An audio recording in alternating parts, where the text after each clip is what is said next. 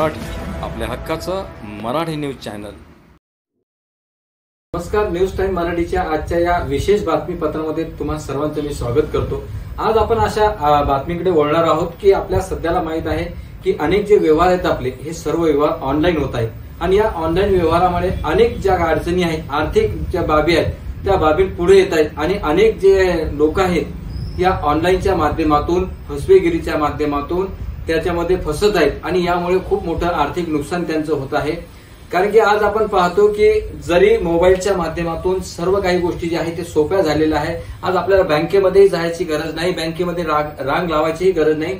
अशा प्रकारच्या बाबी समोर आले की आपण आपल्या एका क्लिकवरती आपले पैसे जे आहेत ते ट्रान्सफर करू शकतो आणि पैसे जे आहेत ते बोलवू शकतो। अशा प्रकारच्या ह्या बाबी जरी आपल्याला सोप्या आणि सरळ वाटल्या असतील तर त्यामागे परत एकदा आर्थिक फसवणुकीची सुद्धा मोठी शक्यता या ठिकाणी नाकारता येत नाही। कारण की सध्या संपूर्ण या भारत देशामध्ये अनेक ज्या भामटे आहेत ते भामटे अशा साध्या भोळ्या लोकांना जे या फसवेगिरीच्या माध्यमातून फसवत आहेत आणि त्यामुळे त्यांचं आर्थिक नुकसान जे आहे ते मोठ्या प्रमाणात होत आहे। पण कुठेतरी कारण की हे जे सर्व प्रकरण आहेत हे पोलिसांसाठी सुद्धा फार कठीण आहे, कारण याचा छडा लावणं पोलिसांसाठी सुद्धा कठीण आहे। कारण की या बाबींमध्ये कुठेही त्यांना पाहिजे तसा सबळ पुरावा भेटत नाही आणि पाहिजे त्या प्रमाणात जे काही तक्रारदार आहेत ते तक्रारदारही या बाबींसाठी समोर येत नाही।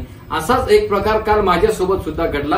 काल मी संभाजीनगर येथे जात असताना माझा मोबाईल हा खालच्या खिशामध्ये होता आणि हेडफोनच्या माध्यमातून एक फोन मला आला आणि फोन मी उचलल्यानंतर मला त्या ठिकाणी समोरून कॉल आला की गणेश क्या कर रहे हो आणि तुम्हारे खाते में मैं 25,000 रुपये डाल रहा हूँ, मुझे अभी काम नहीं है, लगभग थोड़ी देर बाद मुझे वो रिटर्न कर देना। अशा प्रकारचा मेसेज मला फोन आला आणि मला वाटलं कोणीतरी जवळच आहे आणि म्हणून मी त्याला तात्काळ हो म्हणलं आणि हो म्हणल्यानंतर त्या ठिकाणी लगेच त्याचा परत मला फोन आला की आपके खाते में मैंने पैसे ट्रांसफर कर दिए हैं, लगे तो आप एक बार स्क्रीनशॉट आपको भेजा, स्क्रीनशॉट देख लेना।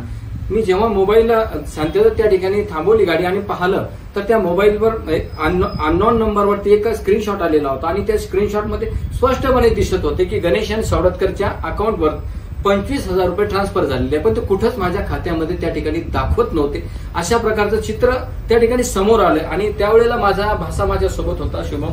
त्या शुभमला मी त्या ठिकाणी हे प्रकार दाखवले की हा काय प्रकार आहे, तर त्यावेळेला तो सांगितलं की मामा हा सॉफ्टवेअरच्या माध्यमातून अशा काही बऱ्याचशा बाबी आहेत की त्या फसवणुकीच्या समोरच्याची फसवणूक आपल्याला सहजतेने करता येते आणि सॉफ्टवेअरच्या माध्यमातून त्यांनी जे एडिटिंग केलेलं होतं त्यामध्ये माझं गणेश सौडतकर नाव टाकलेलं होतं, बँकचा चुकीचा नंबर त्या ठिकाणी टाकलेला होता आणि 25,000 रुपये खात्यामध्ये क्रेडिट झाल्याचा स्क्रीनशॉट मला पाठवला आणि तात्काळ ते पैसे मला परत पाठवण्यासाठी मला त्यांनी सांगितलं। पण जेव्हा आमच्या ही लक्षात बाब आली, तात्काळ आम्ही त्याला फोन लावला आणि त्याला खडसावलं आणि त्यांनी तात्काळ तो त्या ठिकाणी फोन कट केला आणि परत त्याचा फोन आम्हाला आला नाही। अन्यथा या ठिकाणी जर कोणी असतं तर साधावळा व्यक्ती सहजतेनं त्या बाबींच्या माध्यमातून त्या पैशामध्ये फसवेगिरी त्याची झाली असती।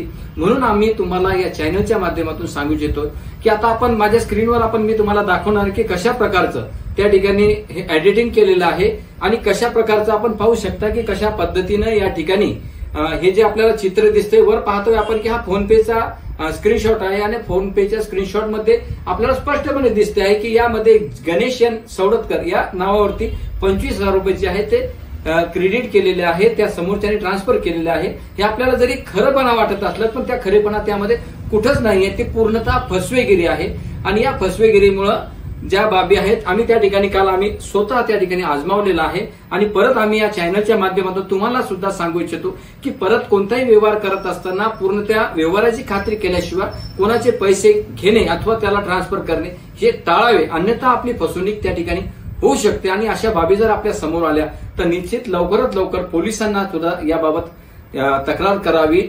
कुठेतरी चूप राहिल्यानं या जे आहेत भामटे या भामट्याचे जे आहे मनोबल वाढते आहे आणि यामुळे जास्त प्रमाणात ह्या फसवेगिरी होत आहे। शक्यतो जो आहे तो अनोळखी व्यक्तीसोबत कोणताही संभाषण न करता ओळखीच्या व्यक्तीसोबतच आपला जो काही व्यवहार आहे, आर्थिक व्यवहार तो करावा, असं या चॅनलच्या माध्यमातून आम्ही तुम्हाला सांगतो आणि आपली रजा घेतो। धन्यवाद।